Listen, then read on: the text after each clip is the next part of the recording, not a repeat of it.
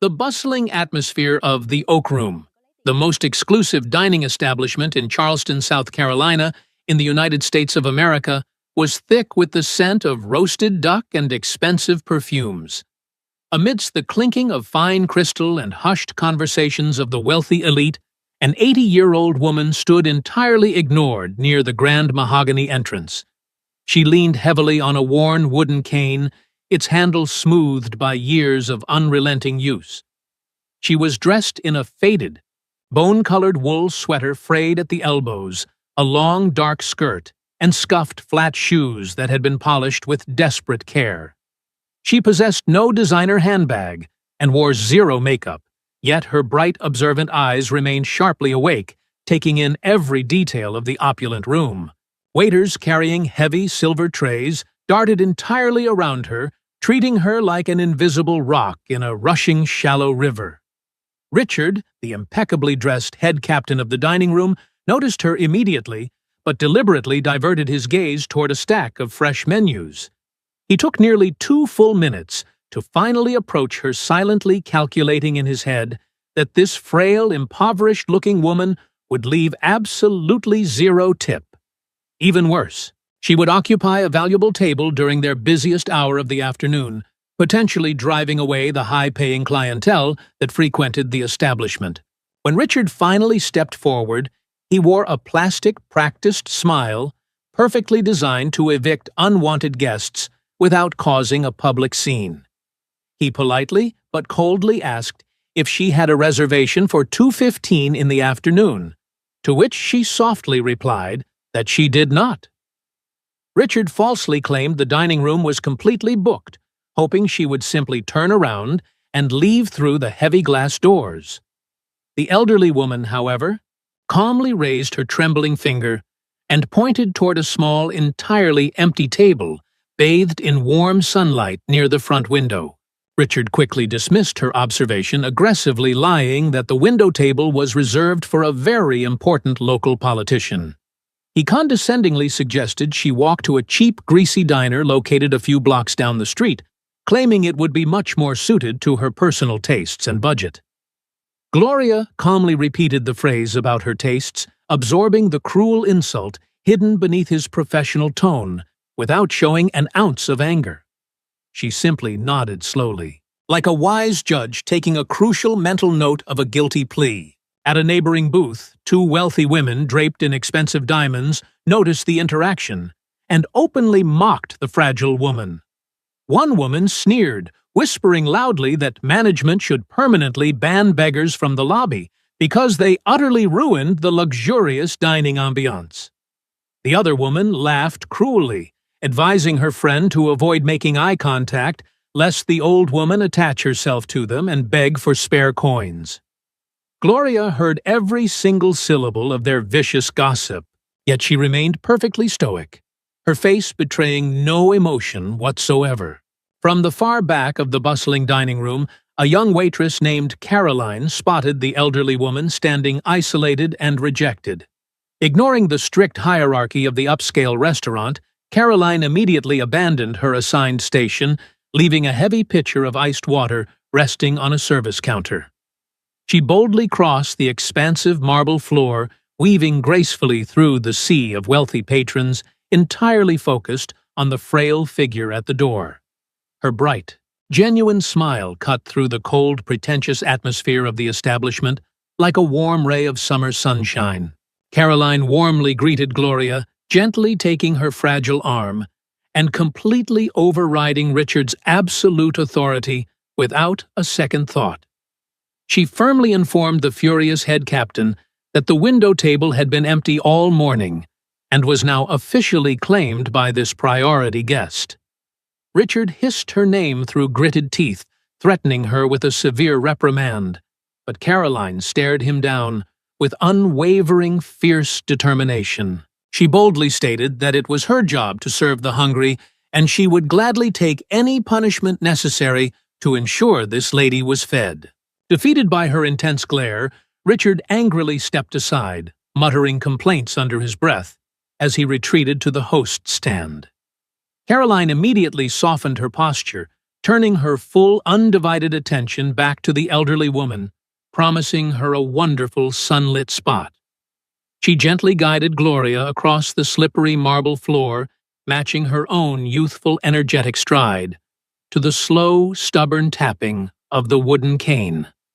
They moved together in a beautiful, unhurried rhythm, Caroline treating the impoverished stranger as if she were carrying something of immeasurable, infinite worth. Upon reaching the brightly lit window table, Caroline carefully pulled out the heavy oak chair, helping the elderly woman settle comfortably into the soft cushions. She meticulously took the worn wooden cane and leaned it securely against the table leg, ensuring it was within easy reach and would not crash to the floor. With the utmost respect, Caroline gently unfolded a crisp white linen napkin and draped it carefully over Gloria's lap to protect her faded skirt. She then offered to fetch a complimentary glass of iced hibiscus tea to help her cool down from the intense southern afternoon heat. Gloria quietly asked to see the menu, first expressing genuine fear that the luxurious establishment would be far too expensive for her meager budget. She admitted she did not want to cause any trouble or run up a bill she could not possibly hope to afford. Caroline immediately leaned in close, lowering her voice conspiratorially, creating a warm, intimate bubble between the two women amidst the noisy restaurant. She pointed to the wildly expensive main courses, frankly admitting that those particular dishes cost more than she spent on groceries in an entire week. Instead of upselling, Caroline enthusiastically recommended the kitchen's signature sweet corn soup, assuring her it was deeply flavorful and incredibly filling. She promised to bring a massive complimentary basket of warm, crusty artisan bread and a large glass of the iced hibiscus tea at absolutely no extra charge. This clever arrangement meant the elderly woman could enjoy a magnificent, satisfying meal, while only paying for a single, highly affordable bowl of soup. Caroline beamed with pride, promising that she would personally handle the kitchen staff to ensure the portion was exceptionally generous. Gloria looked at the young waitress for a long, silent moment, a tiny, mysterious smile playing at the corners of her wrinkled mouth. She noted that Caroline was a surprisingly terrible businesswoman for the restaurant, but an absolutely magnificent human being. Gloria happily agreed to the sweet corn soup, asking the waitress for her name, so she would not have to shout across the busy room. Caroline proudly introduced herself, then spun on her heels and rushed toward the bustling kitchen, completely unaware she was passing an invisible life-altering test. Hidden perfectly in the dark shadows of the kitchen doorway, Carter, the 41-year-old millionaire owner of the Oak Room, stood completely paralyzed. He had recognized the elderly woman the absolute second she walked through his front doors, dressed inexplicably in the garb of a street beggar. It was his own mother, the formidable matriarch of their wealthy family, playing a highly dangerous and bizarre game of disguise. He had almost rushed out to scold her, but something in her quiet, assessing posture stopped him dead in his tracks. Carter immediately stepped out of the shadows and furiously cornered Richard, who was busy pretending to organize a stack of linen napkins. He demanded to know exactly what had just transpired at the entrance, his voice barely rising above a lethal, terrifying whisper. Richard turned pale, stammering out a pathetic excuse about protecting the upscale environment from people who clearly lacked the financial means to dine there. Carter ruthlessly ordered Richard to leave Caroline entirely alone, commanding that the elderly woman's entire meal be completely comped without either woman ever finding out.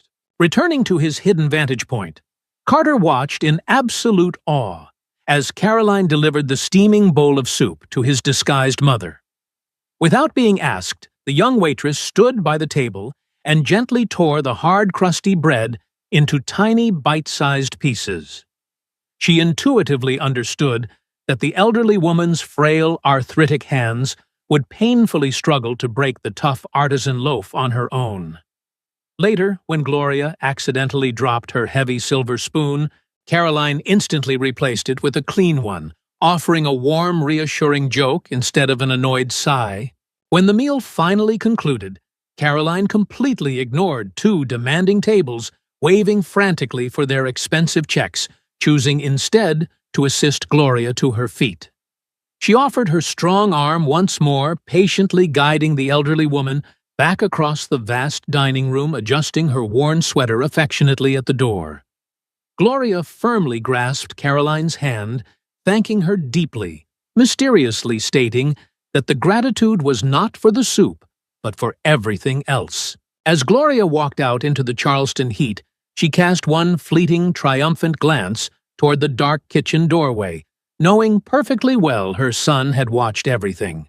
Later that exact same evening, Carter drove his luxury car to his family's sprawling historic estate, located in the most exclusive neighborhood of Charleston.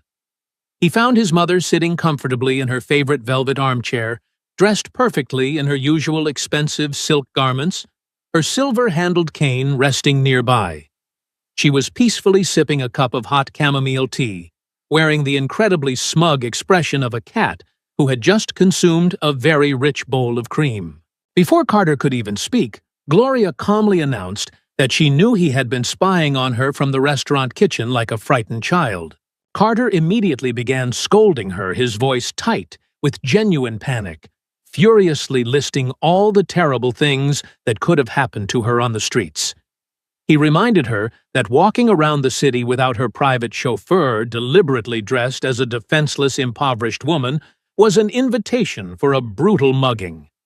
Gloria took another slow, deliberate sip of her tea, entirely unfazed by his dramatic outburst, stating that the only real danger she faced was being thrown out by his own snobbish staff. She calmly declared that she needed to witness the cruel, unfiltered reality of the world, with her own two eyes completely stripped of her immense wealth and powerful name. Gloria explained the profound philosophy behind her eccentric behavior, a secret test taught to her by her own mother many decades ago.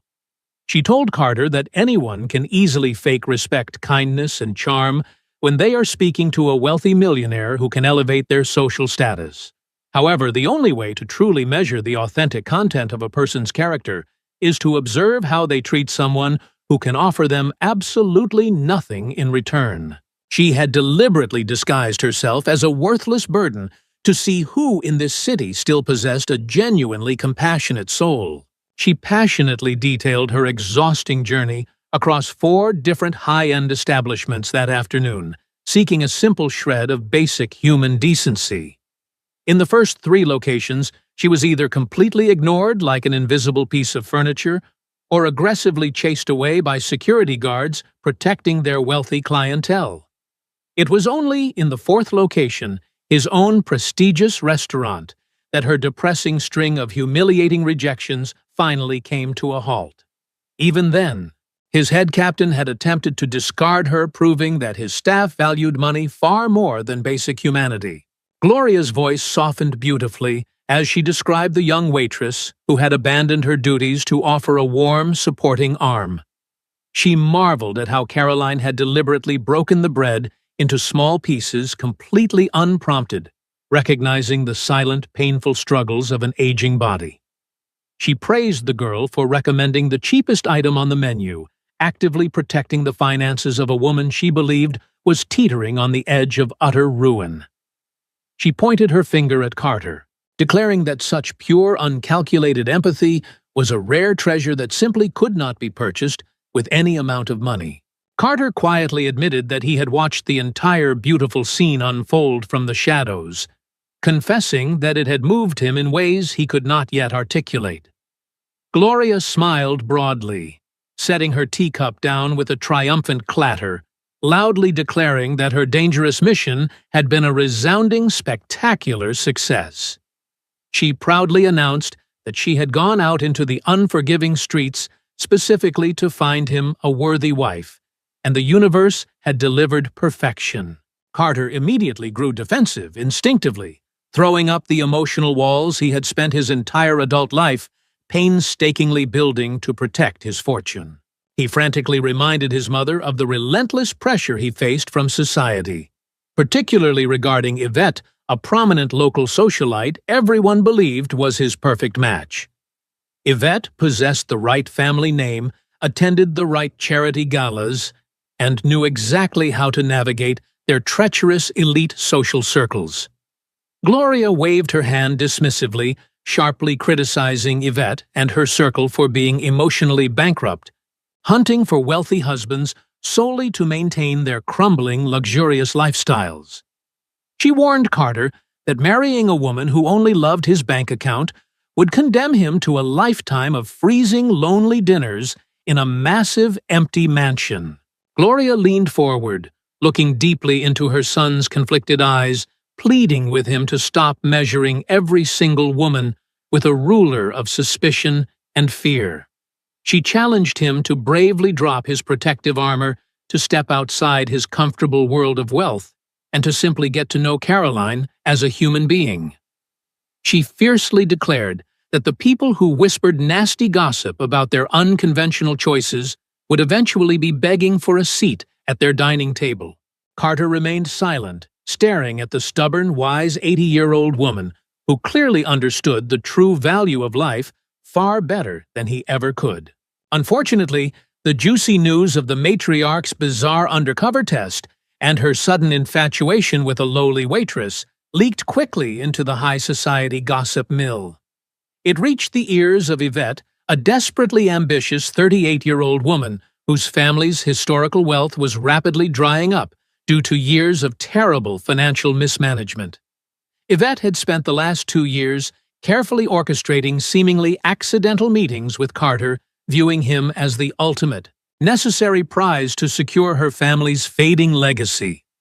The terrifying rumor that a common working-class girl was suddenly capturing his attention sent a cold, agonizing shiver of pure panic straight down her spine. The pressure on Yvette was immense, intensely magnified by her overbearing mother during their tense, quiet breakfast the very next morning. Her mother ruthlessly reminded her that their grand, historic home was heavily mortgaged and their prestigious country club memberships were weeks away from being permanently revoked. She viciously demanded that Yvette accelerate her plans with Carter, cruelly stating that her youth was fading rapidly and they could no longer afford the luxury of patience. Yvette absorbed the harsh, stinging words in utter silence, silently vowing to completely destroy this unknown waitress before the girl could ruin her carefully laid plans. Seeking critical tactical intelligence, Yvette immediately visited Beatrice, a notoriously snobby friend, who seemingly knew every dirty secret hidden in Charleston. Over incredibly expensive lattes, Beatrice gleefully confirmed the terrifying rumors, adding that Gloria had officially invited the young server to the family estate for an intimate Sunday afternoon tea. This horrifying piece of information solidified Yvette's worst fears. The situation was rapidly escalating far beyond a mere passing amusement for the eccentric old woman. Yvette realized she needed to strike directly at Carter's deepest, most vulnerable psychological wound, his intense lifelong paranoia about being financially used by opportunistic women. Armed with this toxic strategy, Yvette boldly stormed into Carter's private business office at the restaurant under the thin, pleasant guise of casually catching up. She gracefully arranged herself in the leather guest chair, crossing her legs elegantly, practically dripping with false sugary concern and overwhelmingly expensive designer perfume. She casually brought up the story of his mother's little adventure, praising it as wonderfully charming, but quickly injected a heavy, theatrical sigh of deep worry. She leaned forward, adopting the tone of a fiercely loyal friend desperately trying to protect a naive child from a hidden, dangerous predator. With surgical precision, Yvette subtly planted venomous seeds of doubt deep within Carter's already fragile, overly analytical mind. She gently suggested that people from lower economic classes were often incredibly cunning, possessing a unique street smarts that wealthy people like them simply could not comprehend. She innocently proposed the highly plausible theory that the waitress had easily recognized the famous matriarch, deliberately staging the entire, heartwarming scene for Carter's hidden benefit. Yvette painted a terrifyingly logical picture of a calculated master manipulator expertly playing a brilliant game of chess to secure a billionaire husband. She masterfully wove a narrative where Caroline's seemingly pure, selfless acts were merely stepping stones in a ruthless, highly calculated gold-digging scheme. Yvette reminded Carter of his past devastating heartbreaks, explicitly recalling a time when a former fiancé's father had immediately demanded massive financial investments right after the engagement. She expertly played his emotional strings like a virtuoso violinist, wrapping her toxic manipulation in the warm, comforting blanket of shared social class and mutual understanding. By the time Yvette elegantly glided out of his office, the beautiful, inspiring memory of Caroline's kindness had been severely stained by the dark ink of suspicion. Carter formally thanked Yvette for her deep concern, but the virulent poison had successfully taken firm root in his anxious heart. He spent 2 agonizing, sleepless days pacing his massive home, endlessly replaying the restaurant footage in his mind, desperately searching for any slight crack in Caroline's innocent facade. His deeply ingrained fear of being used screamed that Yvette was entirely correct. Nobody in this greedy world did anything that kind without expecting a massive payout. He convinced himself that he needed to aggressively test Caroline one final time to definitively prove whether she was a saint or just another brilliant, greedy actress. Driven completely mad by his own toxic paranoia, Carter abruptly summoned Caroline away from her busy shift into the quiet solitude of his private mahogany office. He refused to meet her warm, questioning eyes, hiding his intense anxiety behind the cold, ruthless demeanor he typically reserved for hostile corporate takeovers. Without offering a single word of proper explanation or basic gratitude, he abruptly slid a thick, heavy envelope across the polished wooden desk toward her. He coldly stated that the envelope contained hundreds of dollars, a generous financial reward for providing excellent service to a highly important VIP client earlier that week. Carter aggressively maintained his intimidating formal business tone, falsely assuring Caroline that she had rightfully earned this massive cash bonus through her attentive hospitality. He watched her face with breathless, terrifying anticipation, secretly hoping she would eagerly snatch the money so he could finally categorize her as a typical opportunist and move on. He desperately wanted his comfortable, cynical worldview to be validated, preferring the familiar sting of betrayal over the terrifying, completely unknown vulnerability of genuine love. The heavy silence in the office stretched out endlessly, filled only by the loud, rhythmic ticking of the antique grandfather clock resting against the far wall. Caroline stood perfectly still, staring down at the thick manila envelope resting innocently on the dark wood, fully comprehending the massive amount of money hidden inside. She knew with absolute certainty that accepting those funds would instantly change her incredibly difficult life, allowing her to move out of her cramped shared apartment. More importantly, she knew the cash would effortlessly cover her ailing mother's expensive medical prescriptions for one entire year, lifting a crushing, suffocating weight off her tired shoulders. The deep, agonizing temptation to simply take the envelope and walk away was immense, pulling at her exhausted mind like a powerful, relentless undertow. Yet, despite her desperate, overwhelming need, Caroline slowly raised her hand and pushed the thick envelope right back across the polished desk. She firmly stated, her voice remarkably steady, despite the heavy emotional storm raging inside her, that her basic human kindness was absolutely not a cheap commodity. She furiously explained that she did not offer her arm to a struggling elderly woman with the secret expectation of receiving a fat cash bonus from wealthy management.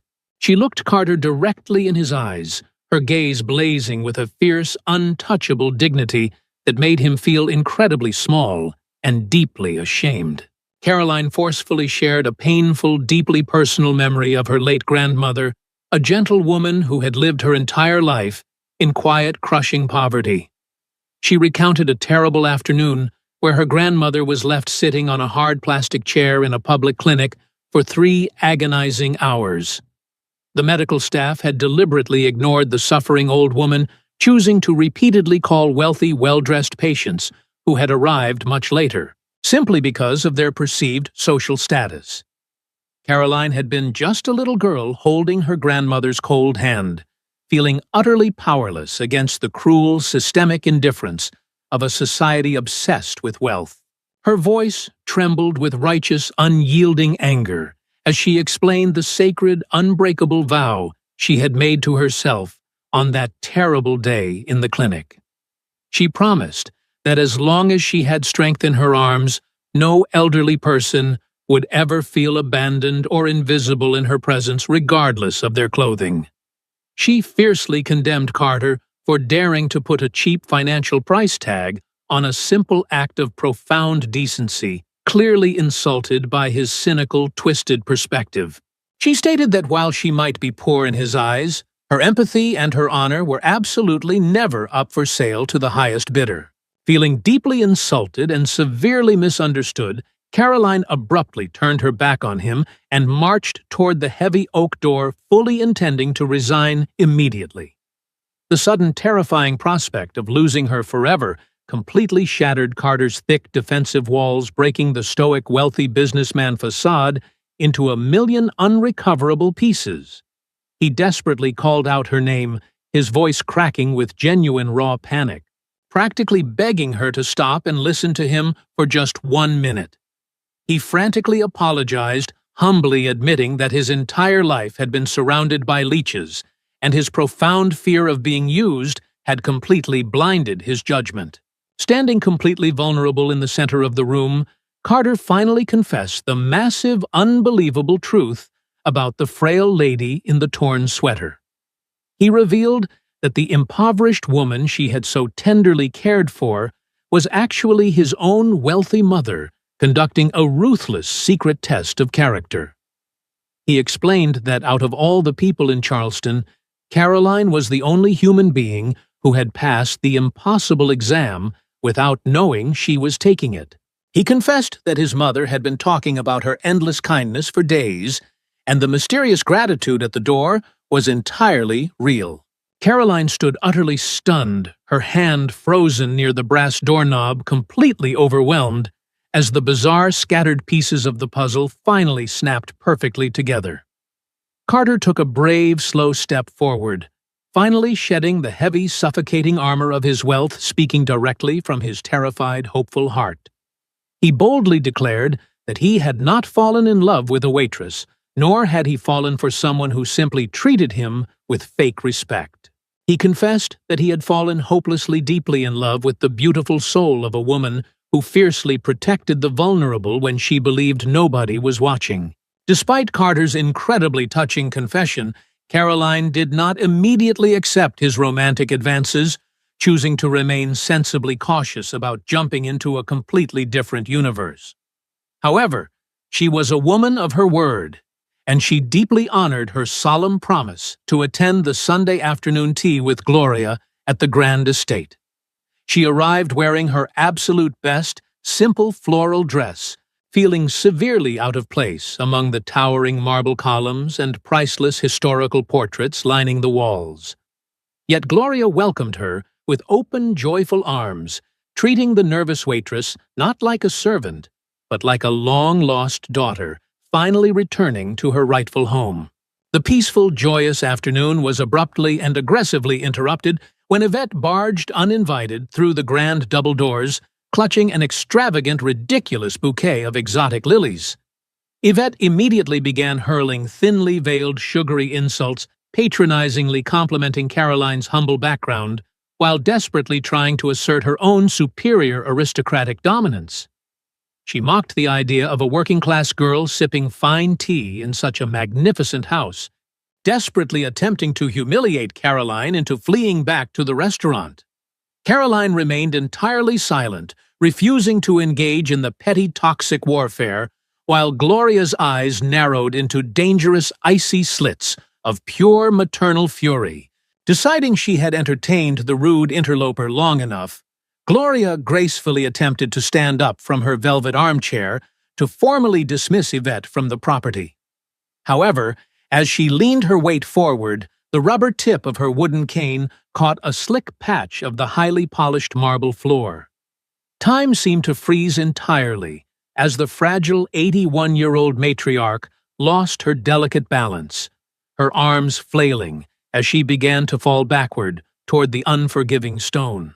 It was a terrifying, unguarded moment where polite society rules vanished and pure, raw human instinct took absolute immediate control of the room. Yvette, operating on pure, deeply ingrained selfish instinct, immediately took a distinct rapid step backward to protect her incredibly expensive designer dress from being crushed.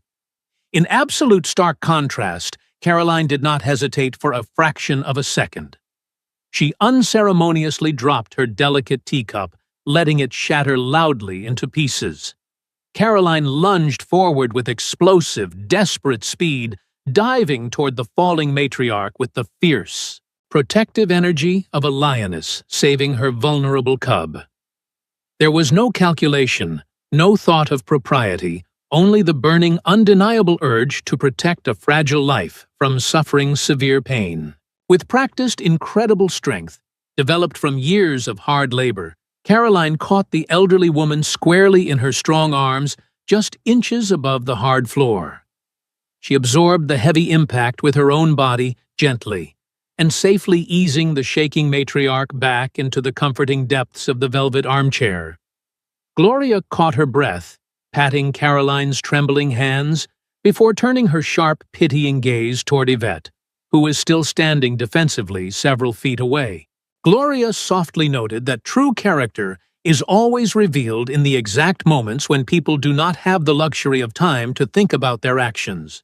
Completely defeated, thoroughly humiliated by her own cowardly reflex, and realizing her gold-digging campaign was permanently destroyed, Yvette silently dropped the expensive flowers.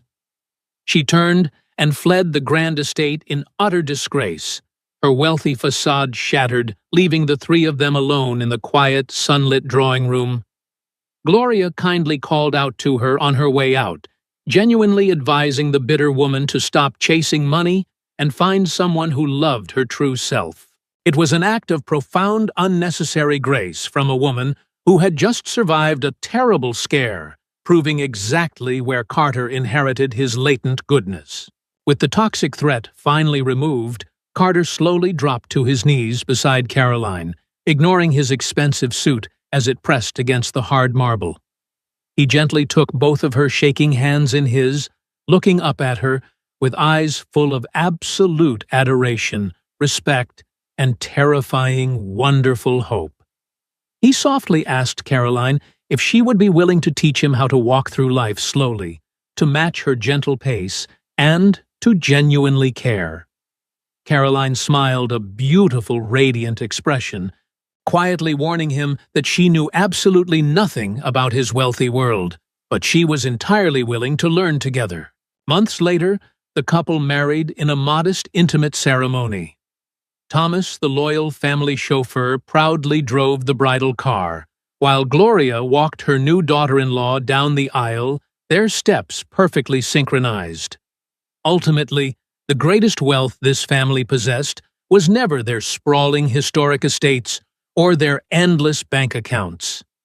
It was a wise mother who understood that money can buy absolutely anything except a genuinely good heart. She knew that the truest measure of a person's worth is found entirely in how they treat those who can do absolutely nothing for them in return. Life often distracts us with the relentless pursuit of superficial status, causing us to rush past the quiet, vulnerable souls, sitting at the fragile edges of our busy days. But real profound grace is found in pausing, offering your strong arm, and matching your steps to the slow, stubborn rhythm of someone who simply needs a little support.